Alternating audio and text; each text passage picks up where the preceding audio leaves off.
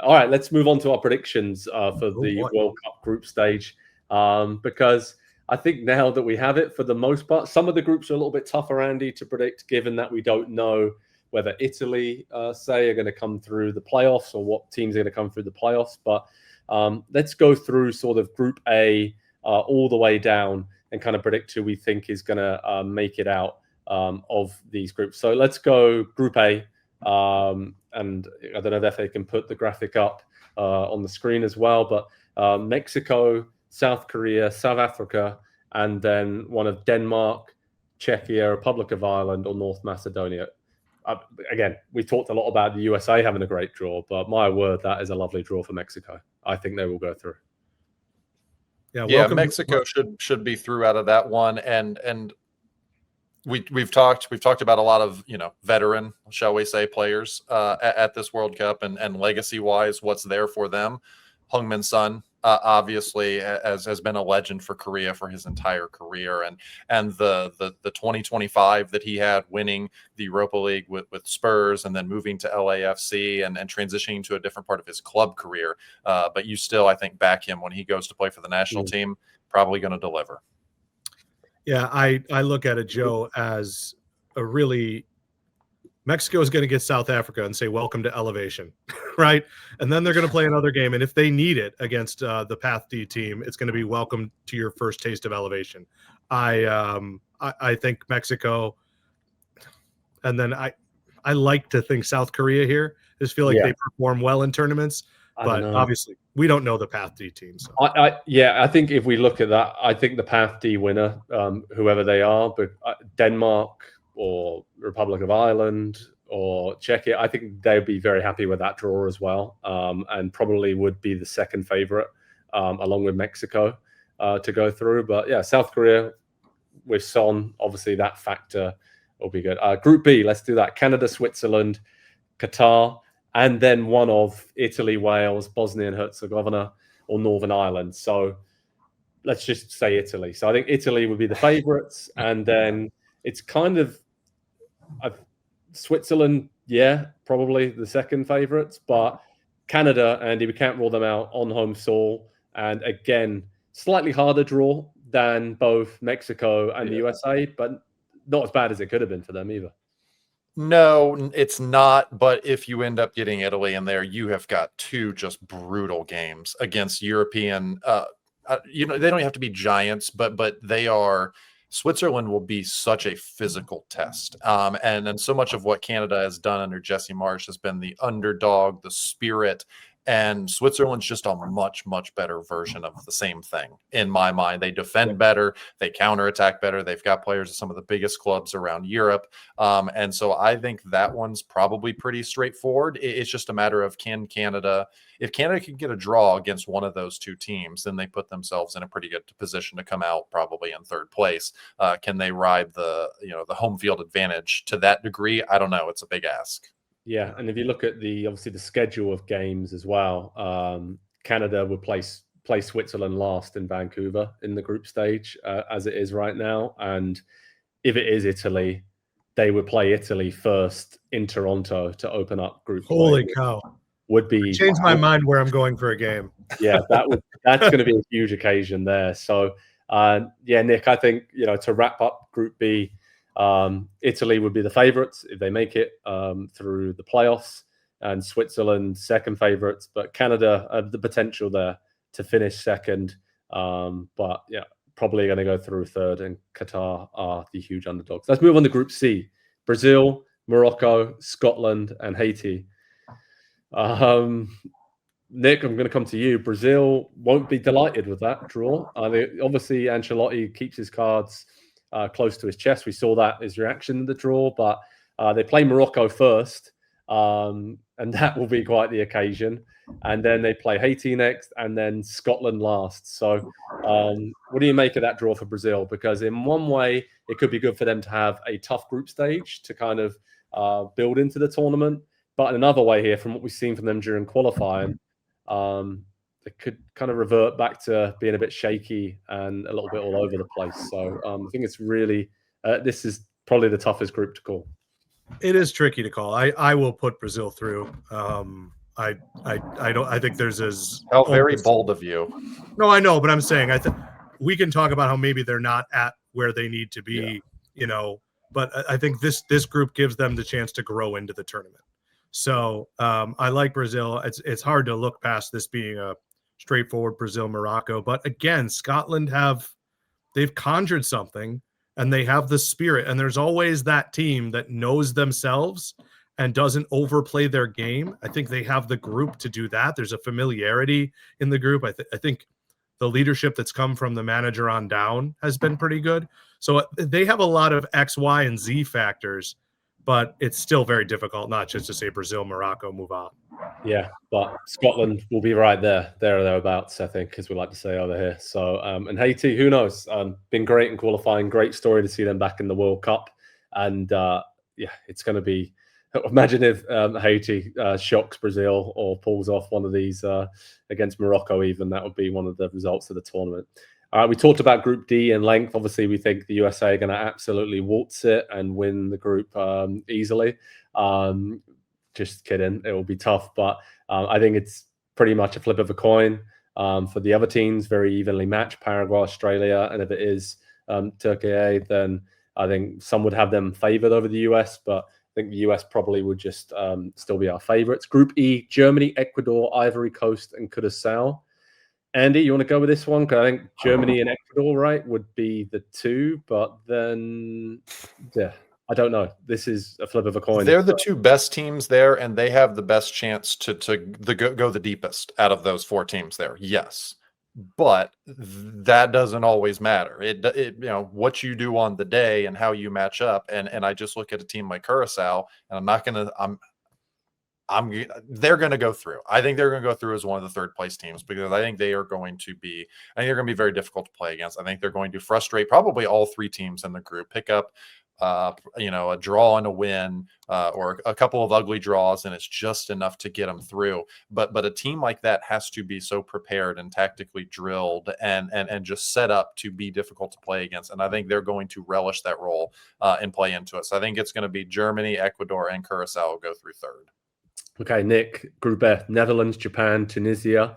And then obviously we have, again, an unknown in terms of the playoff winner from UEFA, but could be one of Ukraine, Poland, Albania, and Sweden, which is sneaky tough there. Maybe we've overlooked this group a little bit, but Netherlands will be the favorites, and then probably Japan next. I don't know, or the European nation, whoever makes it. Oh, Nick, we got some sound issues here, so we're just gonna jump in. Here we go. Sorry about that. Okay, cool. Oh, I could, shout out to the kids upstairs making noise. But I like the Netherlands to go through. I think they have a real stability there. The moment that stood out for me is Ronald Koeman was asked about back when Memphis Depay transferred to South America. And it was basically, hey, is this going to hurt his chances? And he's like, I don't know. Is he still good at soccer? Like it doesn't change what we know he can do. And that showed what Andy likes to say. He's going to have to get a trademark and put this on a shirt. There's a grown up in the room. And so I like the Netherlands and Japan here.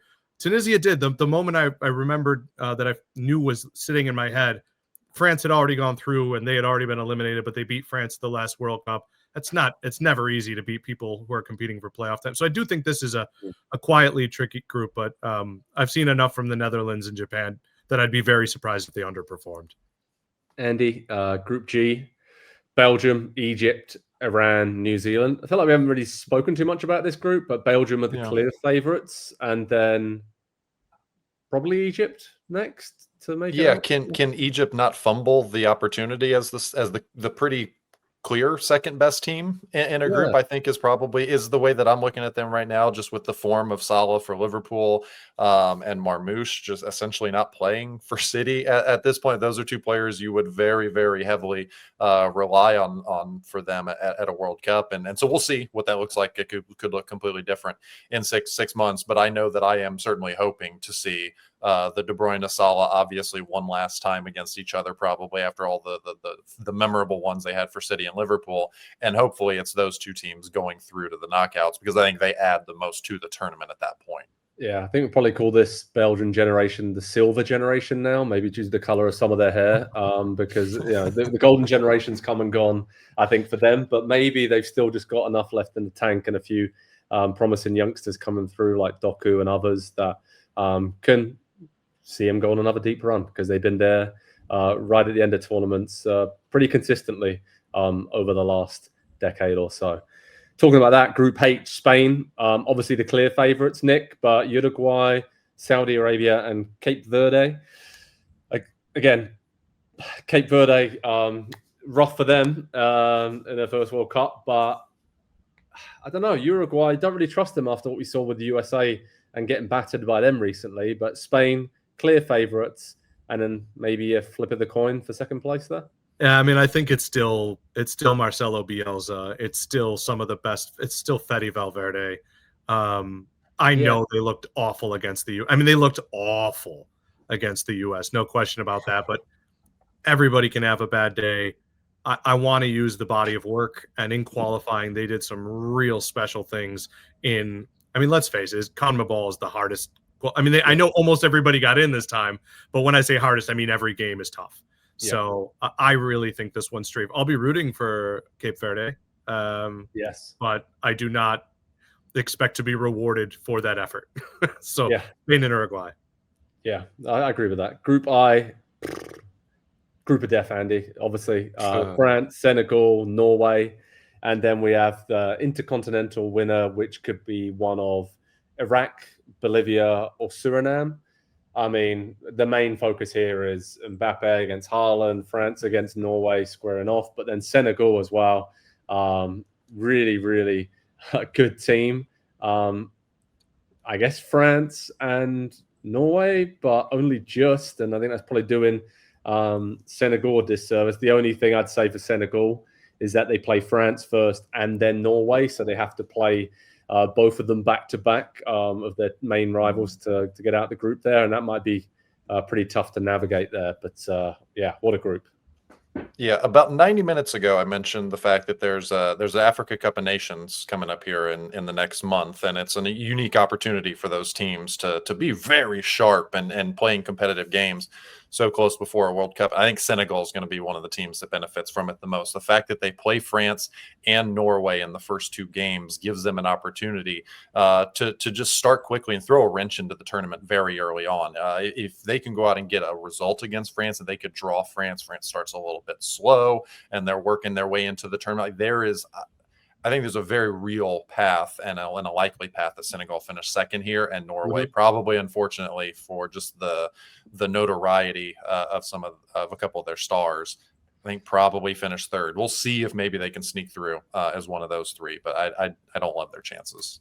I would have had them, by the way, as a round of 16, maybe even quarterfinal team if they had landed in a different type of group. I think the potential is there, but situationally, I just think that group, and not because of just the names, but just the way that it all sets up, I think it's going to be really difficult for them. I don't think it's going to be really difficult for Argentina, Nick, out of Group J. I think they are the clear favourites there. And I think it's a great opportunity for one of Austria, Algeria, or Jordan to really finish second in that group and take it and make a name for themselves in this tournament. So Argentina and then Austria, I guess, the second favourites. I mean, pretty clear, I think, at that point. But yeah, one of the weaker groups, shall we say, in terms of the not having to scratch our heads too much to see who's going to win it.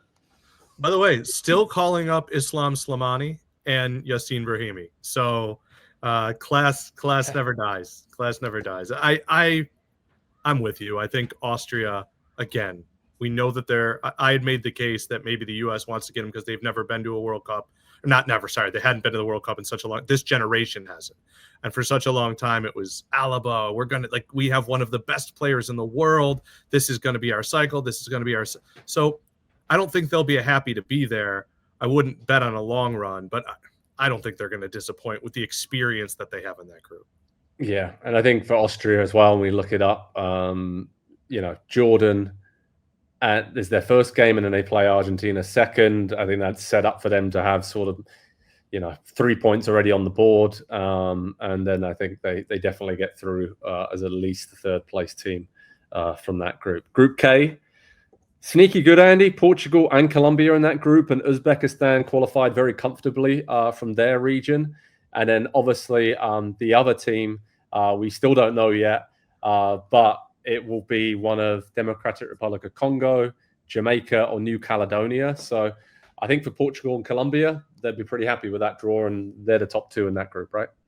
Yeah, I agree. Although I do think Uzbekistan's a little bit interesting just because they're so good defensively. Only Japan gave up fewer goals during Asian qualifying, and you know that's qualifying. It's not the tournament, but I think that they have a couple of wild cards in there that potentially, a draw against one of the big teams in that group wouldn't surprise me at all. Yeah, no, that's fair enough. And then let's finish with Group L: England, Croatia, Panama, and Ghana. I'll go first. Okay. England are the favourites for sure, but this is, it's tough. The way that it sets up to play Croatia and Ghana first of the schedule. Again, we're still waiting for it to be confirmed and locations and all that good stuff tomorrow. FIFA are going to confirm that. But there's the potential for some negativity, I think, if they don't beat Croatia in the opening game, for the fan base to kind of get on their backs a little bit. And I can already hear Tuchel getting a little bit tetchy maybe in his post-game comments there after that inevitable 0-0 draw against Croatia. Did you say potential or guaranteed? Guaranteed, I'm pretty sure. And again, it's a team, they've played each other a lot in these major tournaments, know each other really well, and Croatia just keep going on, and Modric. But they're the two favourites, right? Nick, I don't know if you want to jump in here, England, Croatia, but Panama have been okay, solid, sneaky, improving. But again, Ghana, I'm not sure where they're at, really. They're not the Ghana that the US had great scraps with over the years, over previous World Cups. But they have guys who can take their moments. And yes. Andy is unfortunately way too familiar with this, and Kudus, who might be there for all of 4 minutes of the game, but they might be the 4 best minutes of any player on the pitch. Look, I'm Joe, I promise you I'm not trying to get on your nerves. Okay. I think England really are a favorite here. They have tournament skill under their back. They have added a boss who has shaken up not the confidence, but the ease of who's in the group. Pickford, as much as I don't necessarily enjoy his act in the Premier League, has been fantastic for England. There are some questions across the back, but I love how Chalobah's looked of late. James staying healthy has been such a player for Chelsea. He's reminded us of how much we liked him. And once you get past the backs, I don't know that there's a deeper team in the world. I mean, France is up there, but you are talking about Declan Rice, Bellingham, Morgan Rogers, Saka, Kane, Foden, Eze, Bowen. Guys not getting called up are names, right? Cole Palmer is not getting called up. Ivan Toney is just kind of hanging out, wondering what he's got to do to be the backup striker. I really think, not just saying this to make you yell on the show, but I think England is one of the top 3 favorites to win the tournament. Okay. I think that's a great place to end this chat on the predictions for the World Cup group stage. So Nick and Andy, thanks so much for joining me for over 2 hours. Great live show. Thanks to everyone for their comments as well, and the comments watching from all over the world. I hope you're as excited as we are about the World Cup coming up in North America next summer, in the USA, Mexico, and Canada, 2026 World Cup. Head over to Pro Soccer Talk on NBCSports.com. We'll have all the latest analysis, reaction to this draw later today. That's what we're going to do now, and over the coming days, weeks, and months as we build up to this monumental tournament. And it's been a great day for all the host nations in terms of the draw. I think they'll all be very happy with the draw they got. The excitement is plentiful. And Nick and Andy, again, thank you so much for joining me. I've really enjoyed it. Thanks everyone for watching, and we'll speak to you all very soon. Cheers, guys. Hi there, I'm Rebecca Lowe, studio host of NBC's coverage of the Premier League. Don't forget to hit subscribe to watch more videos all season long. And for even more Premier League content, from original series to live matches, head over to Peacock.